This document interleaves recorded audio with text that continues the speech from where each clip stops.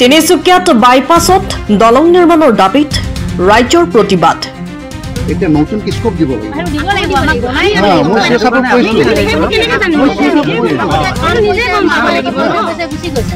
ৰাস্তাটো কাৰণে চালে নহয়, ৰাস্তাটো মানুহ যাবই জানিব, পানী হ'লে কোন দিকে লহমা কৰিব। দীৰ্ঘদিন ধৰি চলি থকা তিনিচুকীয়া বাইপাছ নিৰ্মাণ কাৰ্যৰ বাবে সমীপৱৰ্তী নলা নৰ্দমাসমূহ বন্ধ হৈ পৰাৰ ফলত সৃষ্টি হয় কৃত্ৰিম বানৰ। বাইপাছৰ ১ নং বালুপাৰা আদি কৰি ৩খন গাঁৱৰ ৰাইজ কেইবা বছৰ ধৰি কৃত্ৰিম বানৰ দুৰ্ভোগ ভোগ কৰি আহিছে। ইয়াৰ পৰিপ্ৰেক্ষিতত স্থানীয় ৰাইজে জিলা প্ৰশাসন আৰু বিভাগীয় কৰ্তৃপক্ষৰ ওচৰত এখন দলং নিৰ্মাণৰ দাবী জনাই প্ৰতিবাদ কাৰ্যসূচী হাতত লৈ ৰাস্তাত অৱৰোধ কাৰ্যসূচী গ্ৰহণ কৰে। ৰাইজৰ অভিযোগ, সমস্যাটোৰ স্থায়ী সমাধান উৰণীয়া সেতু নিৰ্মাণ অত্যাৱশ্যক, কিন্তু সংশ্লিষ্ট বিভাগে যথোপযুক্ত ব্যৱস্থা ল'বলৈ এতিয়াও গুৰুত্ব নিদিয়াৰ ফলত সমস্যাটো দিনক দিনে তীব্ৰ হ'বলগীয়া হৈছে। প্ৰশাসনৰ হস্তক্ষেপৰ বাবে স্থানীয় ৰাইজে আহ্বান জনাইছে। আৰু আমি সিহঁতক সদায় কৈ থাকোঁ, আৰু ৰাস্তাত যি ধূলি হয় দুবাৰ তিনিবাৰ পানী দিব লাগে, সেইটোকো নিদিয়ে। আমি দৰ্জা খিৰিকী একোৱে খুলিব নোৱাৰোঁ। তো বেমাৰী মানুহ, অপাৰেশ্যন কৰা মানুহ আছে ঘৰত, কাপোৰ ধুই কিনে মেলিলে আমাৰ কাপোৰ সেইখিনি ইমানখিনি সমস্যা হৈছে, সেইখিনি সমস্যা সিহঁতে সমাধান কৰি দিব লাগে। কিমান কৈ থকা হয়, তথাপি সিহঁতে একো সমস্যা সমাধান কৰি নিদিয়ে। সিহঁতক সমস্যাবিলাকৰ কথা ক'লে কৰি দিম কৈ থাকে, কিন্তু সেই সমস্যা পানী ভৰ্তি হয়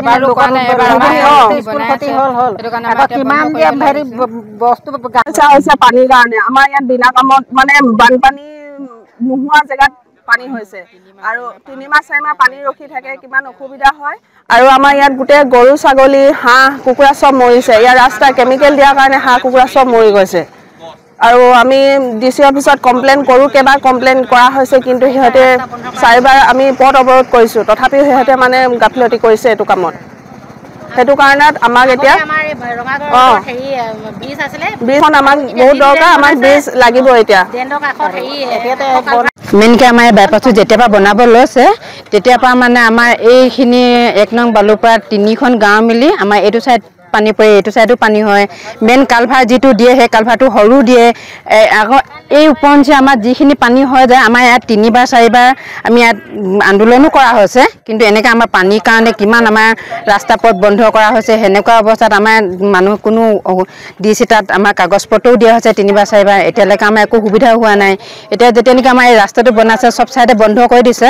আমাৰ ইয়াত দলং এখনৰ কাৰণে আমি নিজে সুবিধা কৰিবৰ কাৰণে আমাৰ সকলোখিনি মানুহ আহি ইয়াত গোটেইখিনি কথা পাতি মেলি আমাৰ ইয়াত দলং এখন দৰকাৰ হৈছে। সেইটো কাৰণে আমি ইয়াত অনুৰোধ কৰিছোঁ দলং এখন বনাব লাগে।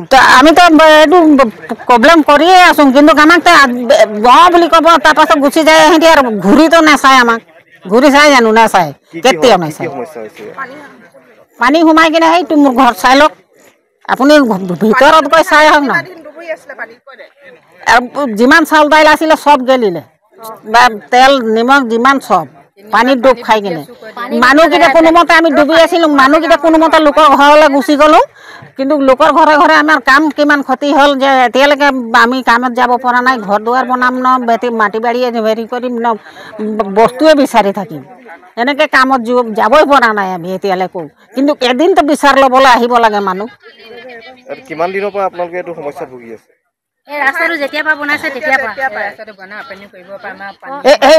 যেতিয়ালৈকে বনাইছে তেতিয়ালৈকে পানী গোট খাই কিনে আমাৰ এইটো অৱস্থা হৈছে। আপোনালোকে গৈ কিনে চাই আহিব পাৰে, কিমান কাগজ পত্ৰ, কিমান ল'ৰা ছোৱালী চব হৰাই থাকিলে, পানীত ডুব খাই কিনে চব জ্বলিলে। এই দুইটাই মানে ল'ৰা ছোৱালী আমাৰ চব কাগজ পত্ৰ হৰাই থাকিলে, গম পাইছে? পানীত ডুবি চব গেলিলে। তাকে এতিয়া আমাৰ ৰাস্তা যিটো আমি বনাইছিলোঁ, মাটি আমি 15 গাড়ী ঢালিলোঁ, সেই মাটিটো এতিয়া আমি খুজি আছোঁ ঘৰ যাওঁ ওখ কৰিম, ঘৰটো বনাম বুলি, কিন্তু মাটি আমাক 1 গাড়ী নাই দিয়া। কেলে নাই দিয়া বাৰু? আপোনালোকক এতিয়া কি ব্যৱস্থা লাগে? একদম সোনকালে আমাক এতিয়া কাষত ড্ৰেইনটো বনাই দিব লাগে। দলং এখন দৰকাৰ আছে। তাৰপাছত মোৰ ঘৰখন, মোৰ মাটি যিমানখিনি ঢালি মই বনাই হেৰি কৰিছিলোঁ, কিন্তু দলং এখন লাগিবই। আৰু মোৰ মাটি যিমানখিনি ঢালিছিলোঁ 15 গাড়ী কিনি, সেই মাটিটো মোক লাগিব হ'লে মই আৰু অলপ ঢালিব পাৰিম, ধাৰ বাকী কৰি হ'লেও ঢালিম। কেলে মোকতো ঘৰটো ওখ কৰিবই লাগিব।